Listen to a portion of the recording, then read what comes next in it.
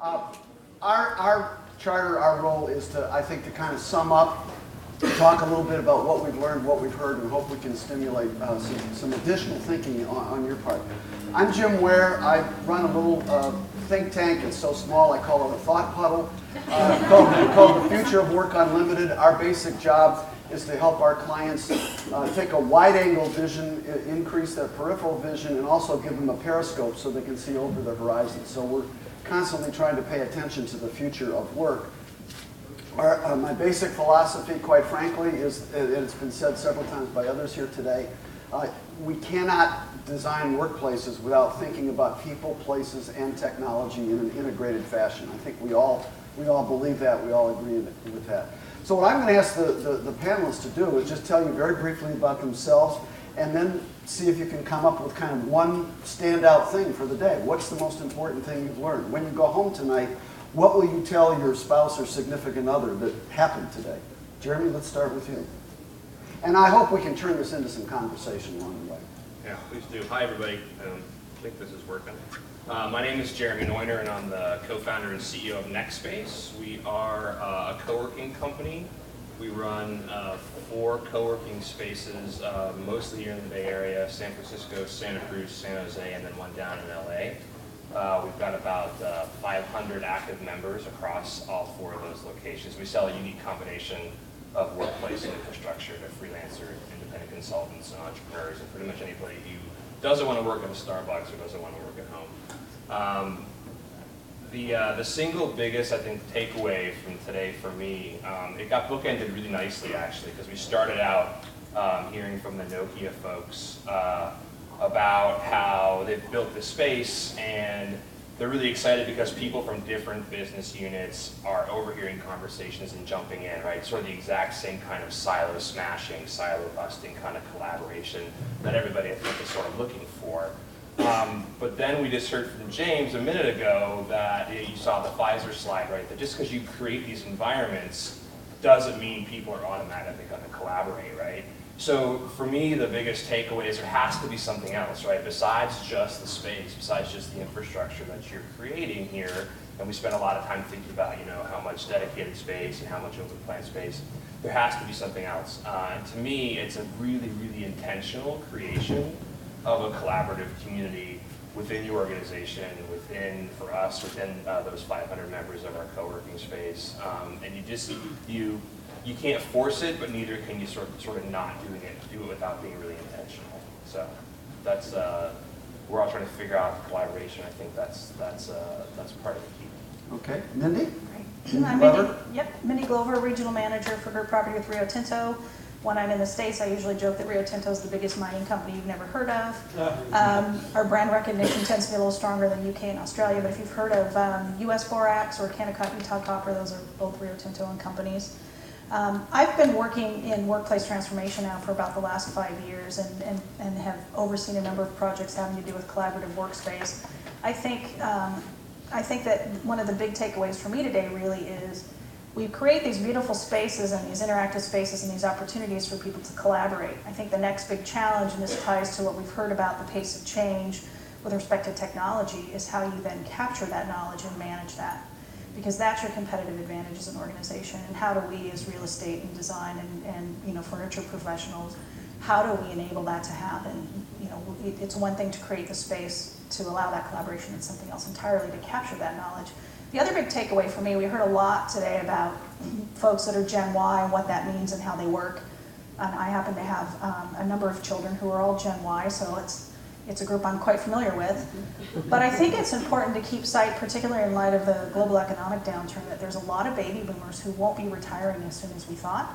And that's a pretty big group of people. There's many, many more baby boomers than there are Gen Y. So as a Gen X, I like to say I'm in that nice little cushy consultancy. I'm going to go into consulting in about 5 years and make $1 gazillion.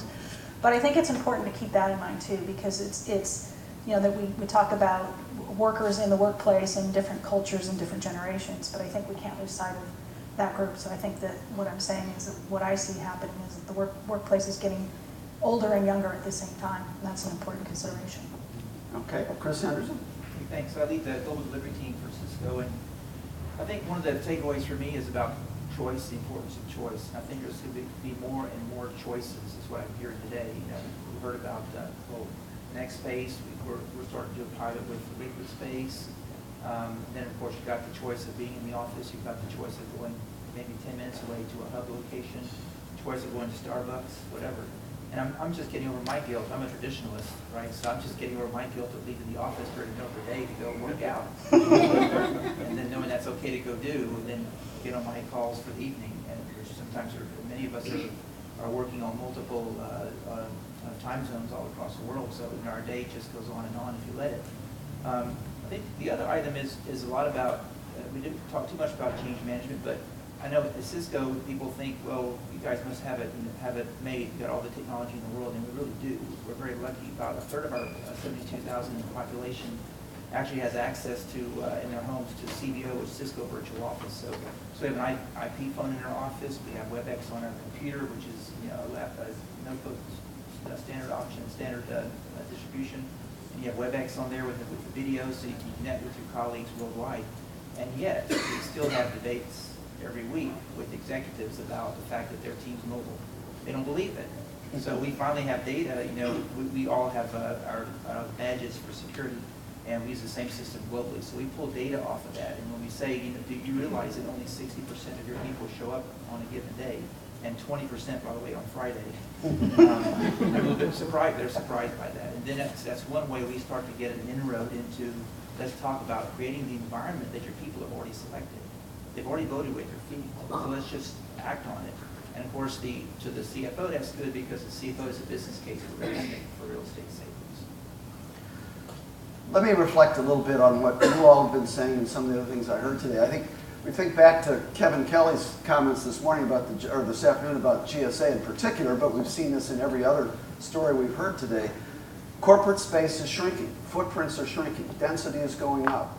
My own research for the last decade says that no more than about a third of the total work that's happening in this country is happening inside organizational facilities. It's happening at home, it's happening on the road, it's happening in coffee shops, it's happening in co-working places. Is the office going to become irrelevant? That's a deliberate, provocative question. I would say no. No. I think it is changing. You know, we have 55 buildings downtown, right? 7.5 million square feet in one place. It's a third of our global portfolio. Near an earthquake fault, right? So not necessarily the best place to be. So we will, one agreement we have with our CFO is we will not increase that footprint.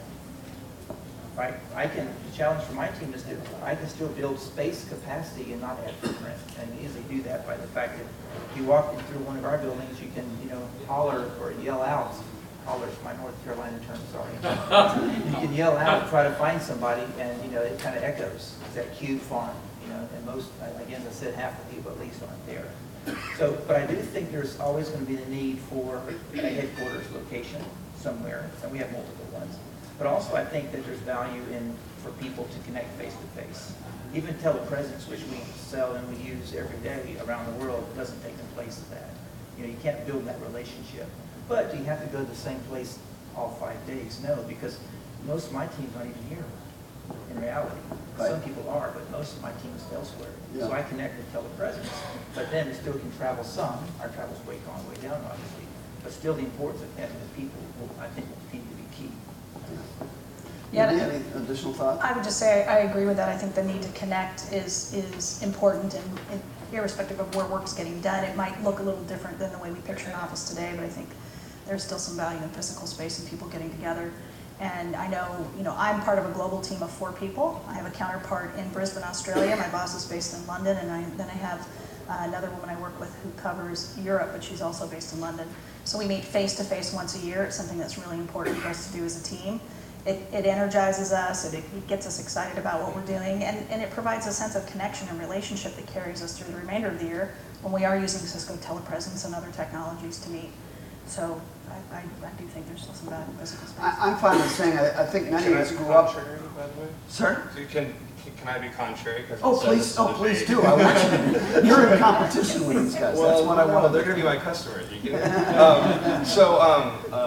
I'll push back on that a little bit, only because I think that not only is the office going to become less and less relevant, but I think the notion of a job is also something that's sort of going by the wayside. Seth Godin's got a new book out, which I haven't read yet, but I know he sort of talks about how jobs are dead or dying. One of the stats that we like to think about is that right now about 25% of the workforce right now is what we call contingent workers. These are people who are your freelancers and your independent consultants or your temporary employees. By 2020, which is only 8 or 9 years from now, that number is going to go up to 40%. So very, very few of us, as this trend continues, are going to be sort of regular W-2 employees that show up either virtually or physically at Cisco or any other place to work for the day. So I agree with everything that's been said about the need to connect, the need to collaborate. One of my favorite things to talk about is how technology has evolved way faster than the people have evolved, right? We still evolved to do this sort of social thing that we're doing now, to get together and meet face to face.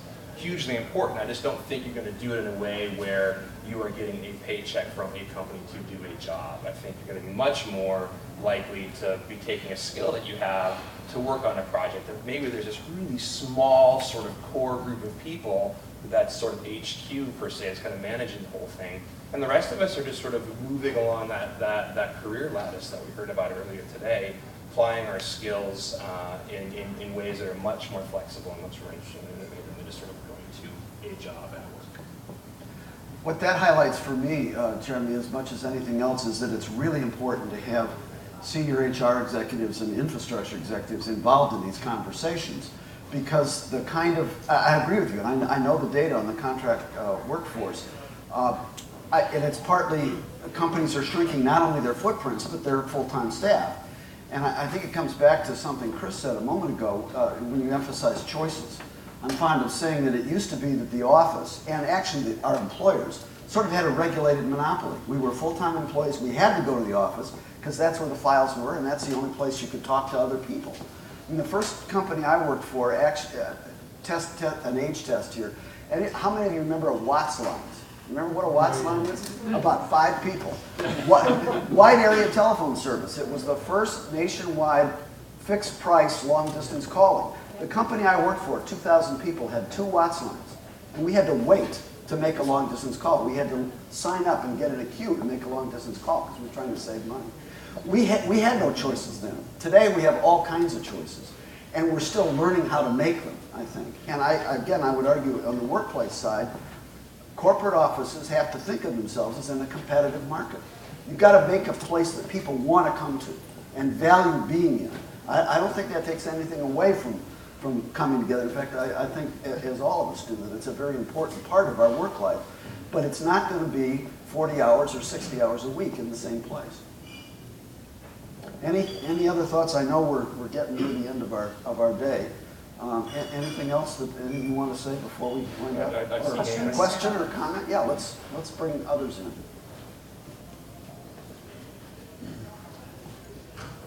What stands out for you? Jeffrey Milligan, I work at Technion Furniture Systems. Just curious from an environmental standpoint, what you think the impact of high fuel costs will be to the mobile workforce. We talk about mobile workers, but we talk about telepresence and those types of things, which are vehicles for it. But overall, what is the impact when the oil doubles again and people can't fly and the cost of even coming to work is so expensive? Well, I suppose the good news is that we have alternatives. I'm fond of saying it's a lot cheaper and greener to move bits than butts. And one of the reasons for telecommuting and mobility is to get people off the road. So it took me 2 hours to get here this morning from Berkeley. I hope it won't take that long to get home tonight. But yeah, I think that is one of the driving forces and clearly one of the benefits. I've seen some examples of organizations that are actually tracking the carbon reduction from people working at home several days a week. I think it's a very important part of the picture. Yeah, it'll definitely contribute. Chris? It'll contribute to the ongoing work at home, other choices of work that I've got. And I even changed how I work. I'm work from home like 1 or 2 days a week. I used to not do that at all, but the last time gas went up, I decided to start to make that change, and it's kind of, I liked it, so I stuck with it. Yeah. I don't feel guilty about it. I had a client a couple of years ago, and we were doing a pilot on work from home, and one of the participants said, I used to spend, this was in LA, and long commutes for short distances. He said, I used to spend $10 every other day on gas. He said, I'm now spending $10 every 2 weeks. So there's a huge individual benefit as well as a company benefit. Anything else? Any other comments, Kevin? Well, I just wanted to say that, this whole trend towards the office not being as important and stuff shows, it brings up two things for me. One, the importance of truly beautiful, almost magnetic kinds of offices like we saw. Right. That was absolutely spectacular. You would definitely want to go to that office. And that also sort of answers that other question that I got about, well, what do we do with all this real estate? The fact of the matter is the chickens are coming home to roost, and a lot of really crappy real estate is going to be vacant. And we've got to make crappy real estate, if we want to be competitive, look like the Woods Bagot thing, because that's how you're going to be competitive in the real estate market. You can't have junk anymore. It's sort of like when I moved to California, I realized that the junky food that we ate on the East Coast, if you serve that junk out here, you'd go out of business. And so the same is true of the real estate. It's got to get its game up. I agree with that. I think that that one of the things to kind of piggyback on this idea of whether the office continues to be relevant or not is that even with an absolutely phenomenally stunning building like Macquarie has built, it's still the kind of place where I think it's going to be just one part of an ecology of workplaces where people end up being. That's going to include the ridiculously cool corporate headquarters. It's going to include the home office. It's going to include a place like NextSpace. It's going to include the coffee shop or wherever work happens to be. I mean, with a cell phone and an internet connection, you can do. I mean, I'm sometimes working from the sideline of my kids' soccer game sometimes because I can bang out that quick email or whatever. So work can really be part of this entire ecology.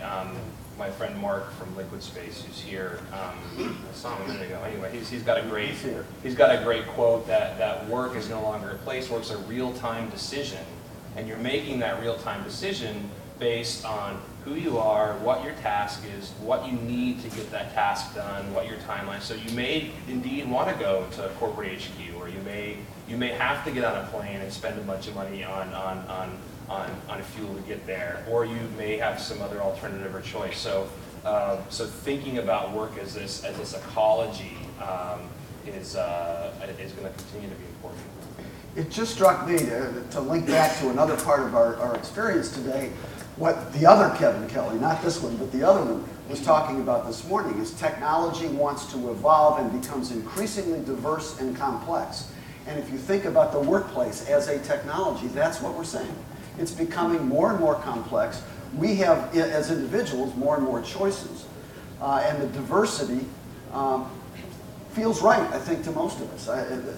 Again, one of my favorite quotes Alvin Toffler said a long time ago, one size misfits all. And that's really, I think, what we're talking about, is choice, diversity. It's not that everyone's going to work from home all the time. I've never argued for that, as much as I believe in distributed work.